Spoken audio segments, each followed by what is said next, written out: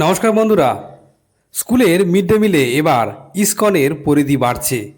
রাজ্যের স্কুলগুলির mid day meal ব্যবস্থা নিয়ে আজ একটি অত্যন্ত বড় এবং গুরুত্বপূর্ণ আপডেট আপনাদের সামনে নিয়ে এসেছি। পশ্চিমবঙ্গ সরকারের স্কুল শিক্ষা দপ্তর গত 21শে আগস্ট 2026 তারিখে একটি বিশেষ মেমো প্রকাশ করেছে।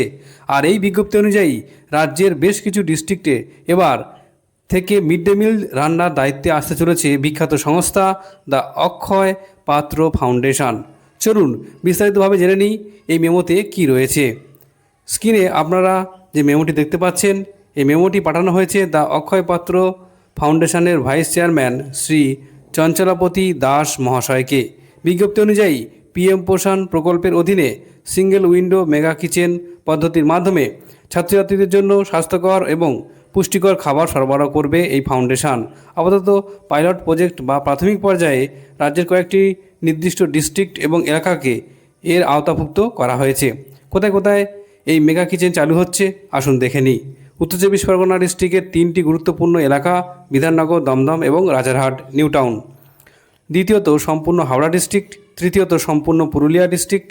চতুর্থত এবং পূর্ব মেদিনীপুর ডিস্ট্রিক্ট এবং নন্দীগ্রাম 1 এবং নন্দীগ্রাম 2 ব্লক।